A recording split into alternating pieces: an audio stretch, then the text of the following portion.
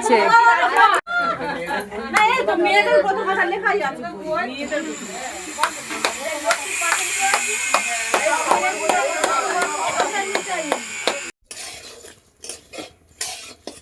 তো বন্ধুরা, আজকের এই মা বিপত্তারিণীর পূজা, তো তার জন্য আমি এই যে অল্প কিছু আয়োজন করেছি। তো এই অল্প কিছু আয়োজনে এই যে সবজি, পটল, কুঁদরি, বেগুন, করলা, এটা হচ্ছে তোমার বরবটি কড়াই, ঢ্যাঁড়স, এদিকে 13 রকম শাক, এদিকে ময়দা, চিনি, যে আলু মেয়ে একটু হাতে কেটে কেটে গুছিয়ে দিচ্ছে।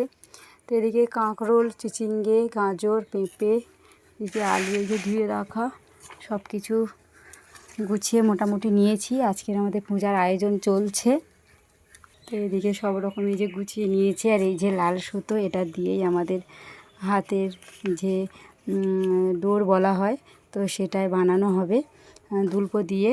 তো সেগুলো তোমাদের এক এক করে দেখাবো যে আমরা আজকের পূজাটা কিভাবে করছি। তার জন্য ভিডিওটা দেখতে থাকো, অবশ্যই তোমাদেরকে দেখাবো। ভিডিওটা দেখতে থাকো সবাই। তো বন্ধুরা, এখন কিন্তু এই যে আমার সুজিটা প্রায় হয়ে এসেছে। সুজিটা আমি শুকনো শুকনো করে নিচ্ছি, না হলে বরফির মতো কাটা যাবে না। তো সুজিটা প্রায় আমার হয়ে গেছে। আর এদিকে ডালটাও আধা সিদ্ধ হয়ে গেছে।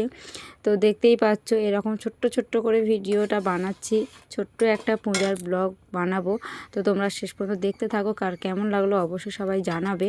তো এদিকে আমি কিন্তু সুজিটা দেখতেই পেয়েছি, সুজিটা কিন্তু আমি অলরেডি প্লেটে দিয়ে দিয়েছি ছোটো ছোটো করে বরফির মতো কাটবো বলে।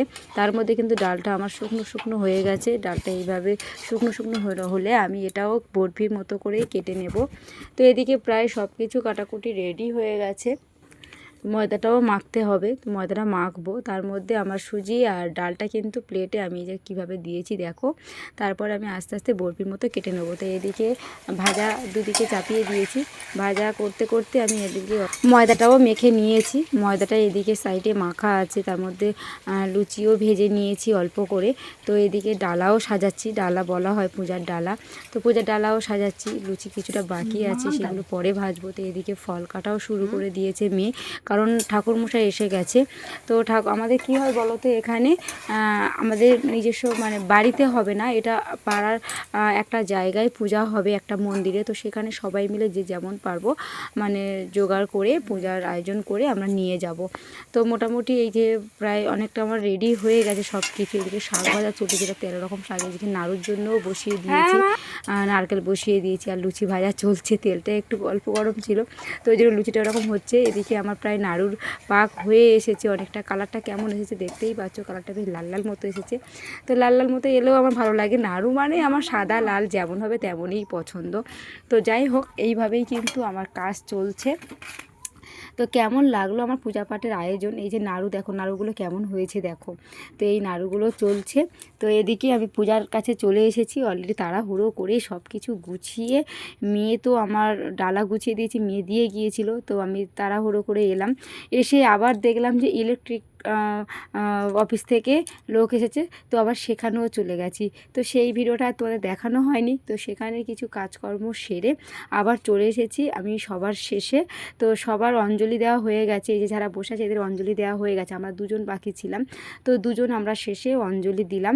তো এই যে অঞ্জলি দিতে বসে গেছি, দেখতেই পাচ্ছ কোন দুজন আমরা অঞ্জলি দিচ্ছি। যিনি ঠাকুর ঘরে বসে আছেন আর আমি দুজন মিলেই অঞ্জলি দিচ্ছি। এই যে আমরা দুজনে অঞ্জলি শেষে বাকি আছি, তো দুজনেই অঞ্জলি দিচ্ছি। তো আজকে অনেকটাই কাজের প্রেশার ছিল, সকাল থেকে অনেকটাই ব্যস্ত ছিলাম, তার জন্য কারোর পরিবারে যাওয়া হয়ে ওঠেনি। এদিকে যেহেতু পূজা পাঠ হয়ে গেছে, এইবারে কী হচ্ছে বলো তো, এখানে একটা যে বাঁশের চুপড়ি হয় না, সেই বাঁশের চুপড়ি বা অনেকে কি বলে, তো যাই হোক এরকম বাঁশের চুপড়ি দিয়ে এরকম 13 রকম ফল, 13 রকম ফুল, 13 রকম সবজি সব রকম দিয়ে ওই চুপড়িটা বানানো হয়েছে। তো সেই চুপড়িটা ঠাকুরমশাই কিন্তু আমাদের হাতে তুলে দেয়। মিষ্টি এই যে অনেক রকম আছে, জিনিস রয়েছে, লুচি, তো পান, ডোর দেখতেই পাচ্ছ। আমি টুকলি করে ভিডিও বানিয়ে নিয়েছিলাম, এটা কারো দেখাতে নেই। তো যাই হোক, দেখিয়ে দিলাম। ওটা ঠাকুরমশাই চুপিটা আমাদের হাতে দেয়, আমরা সেটা দেখি, দেখে ঠাকুরমশাইকে প্রণাম করে আমরা চরণামৃত খেয়ে তবেই কিন্তু আমাদের উপোসটাই কিন্তু ভঙ্গ হয়। তো যাই হোক, এই যে ঠাকুরমশাই আমাকে চরণামৃত দিচ্ছে। তো আমাদের পূজা এখানেই সমাপ্ত হয়েছে। এই যে সবাই একের পর এক সবাই চুপড়ি দেখছে, আর হাতে যে ডোরটা ওই যে লাল সুতোতে বাঁধা হয়েছে ওটা কিন্তু ঠাকুরমশাই একটা করে সবার বেঁধে দিচ্ছে। তো যাই হোক, আজকের পূজাটা তোমাদের কাছে কেমন লাগলো জানিও। টাটা।